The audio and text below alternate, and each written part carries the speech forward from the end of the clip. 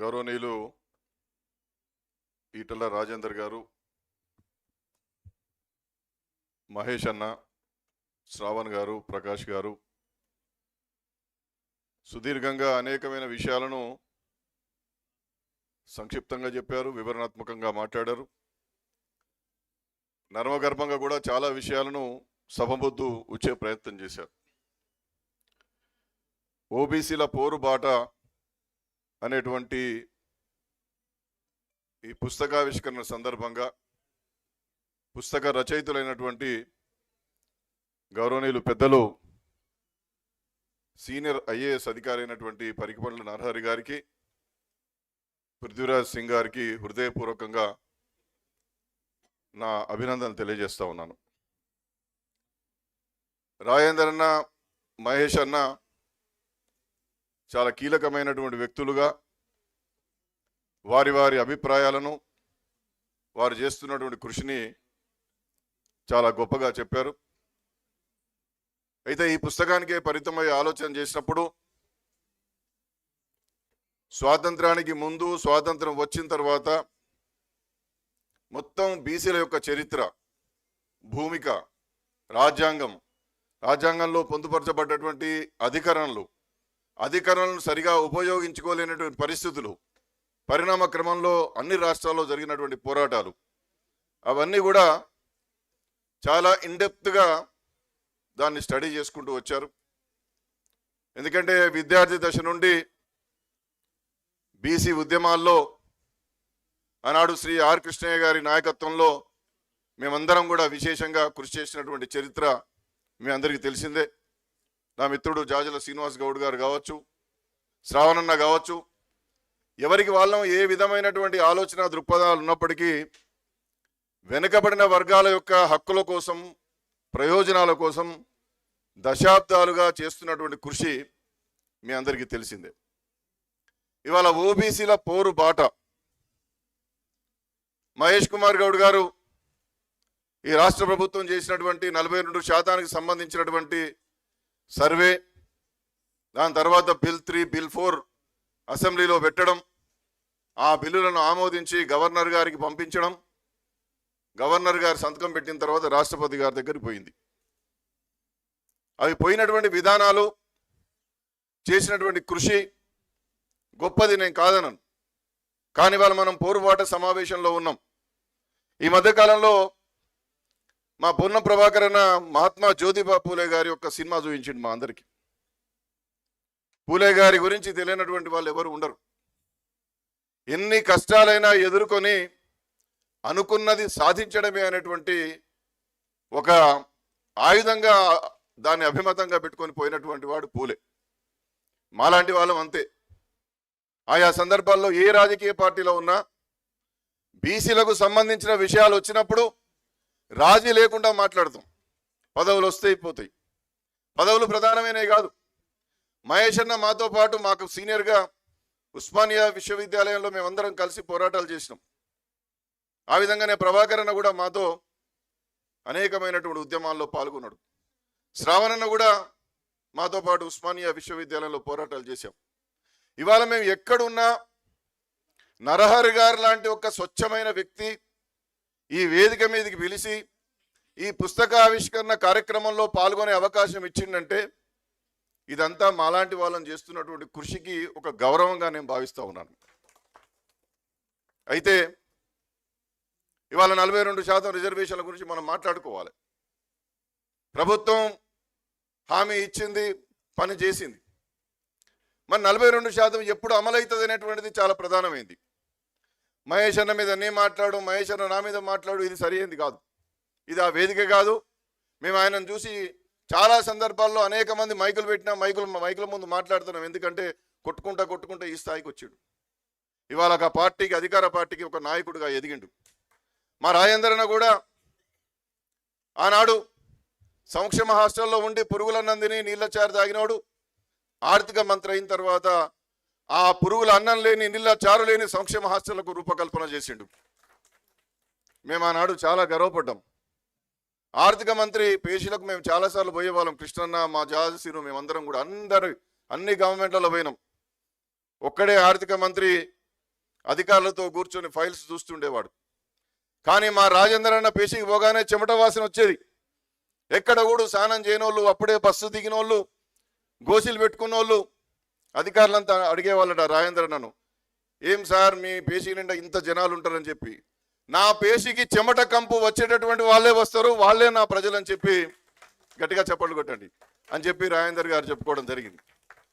అంటే ఒక ఛాయ్ వాళ్ళ ప్రధానమంత్రి అయితే, ఒక సంక్షేమ హాస్టల్లో చదువుకున్నటువంటి వాడు ఒక ఆర్థిక మంత్రి అయితే, కొట్లాడుకుంటా పోరాటాలు చేసినటువంటి వాడు ఒక పిసిసి అధ్యక్షుడైతే, ఉద్యమాలు చేసినటువంటి వాడు ఒక ఎమ్మెల్సీ అయితే ఎట్లుంటుందంటే సమాజంలో ఒక సుహృద్భావ వాతావరణం ఏర్పడుతుంది.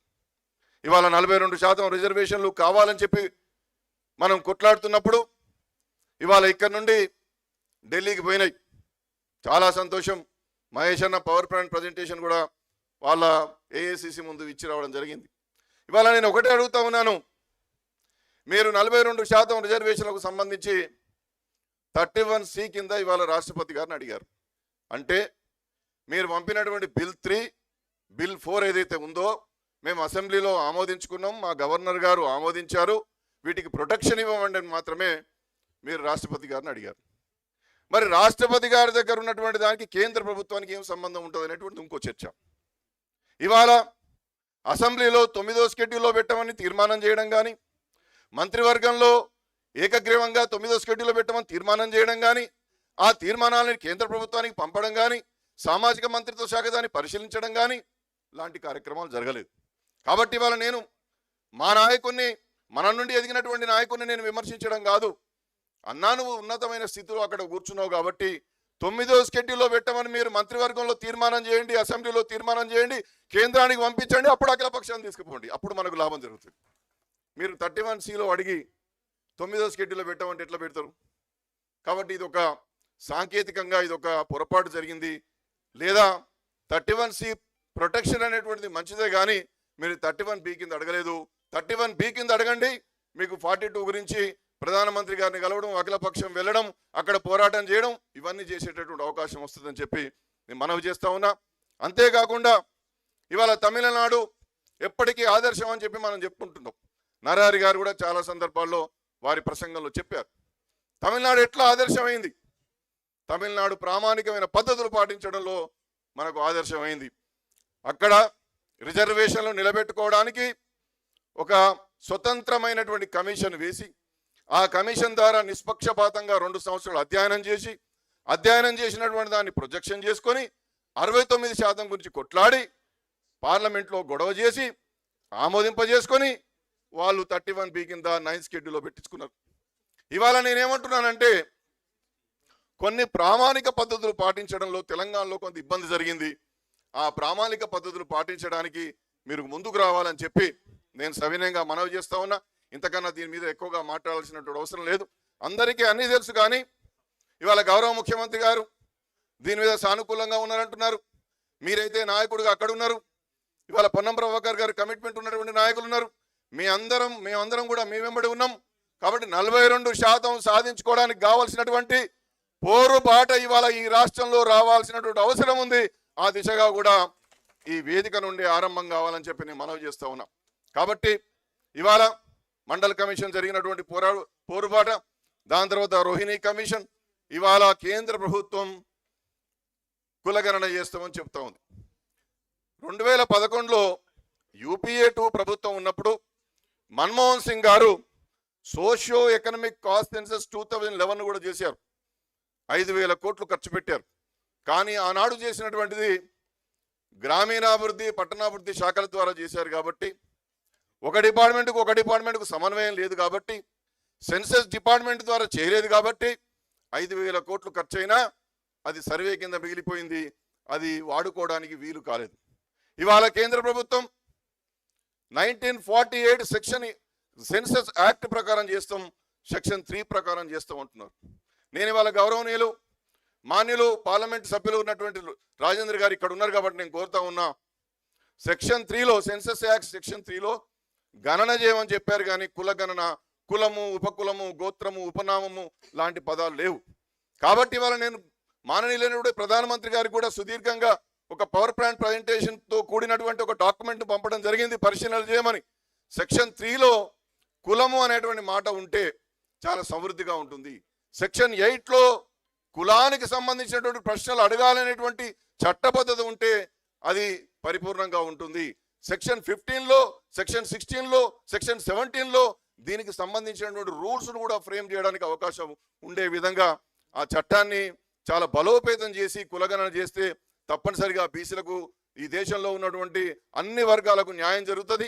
ఆ దిశగా ఇవాళ కేంద్ర ప్రభుత్వం ఆలోచన చేయడానికి మాన్యులు శ్రీ ఈటల రాజేందర్ గారు ముందుకు రావాలని చెప్పి నేను మనవి చేస్తూ, ఓబీసీల పోరుబాట అంటే జరుగుతున్నటువంటి అన్యాయాలను సాధికారికంగా నిర్ధారణ చేసుకొని మనకి ఏం కావాలనో పోరు చేయడమే పోరుబాట. పోరుబాట అంటే మనసులో ఒకటి పైకి ఒకటి కాదు. అందుకోసం నేను ఇవాళ మహేష్ అన్న ముందనే, రాజేంద్ర అన్న ముందనే అన్ని విషయాలు మాట్లాడుతూ ఉన్నా. కాబట్టి ఇవాళ మీరు నరహరి గారు కూడా మధ్యప్రదేశ్లో చాలా కీలకమైనటువంటి మంత్రిగా, ఐఏఎస్ ఆఫీసర్గా ఉన్నారు. వారు శివరాజ్ సింగ్ చౌహాన్ గారికి చాలా దగ్గరి మిత్రులుగా ఉన్నారు. కాబట్టి ఇవాళ కులగణన చాలా స్పష్టంగా పరిపూర్ణమైనటువంటి రీతిలో 1948 కులగణన చట్టాన్ని, సెన్సస్ చట్టాన్ని సంపూర్ణంగా మార్చుకొని సమర్థవంతంగా నిర్వహించేటటువంటి విధంగా ముందుకు పోవడానికి నరహరి గారు కూడా కృషి చేయాలని చెప్పి నేను మనవి చేస్తా ఉన్నా. ఎందుకంటే మనము ఈ చట్టాన్ని మార్చకపోతే ఇంద్రాసాని కేసు కావచ్చు, ఢిల్లీ లా కేసు కావచ్చు, పుట్టస్వామి కేసు కావచ్చు, కృష్ణమూర్తి కేసు కావచ్చు, ఈ కేసులలో రాజ్యాంగ ధర్మాసనాలు అనేకమైన విషయాలు చెప్పాయి.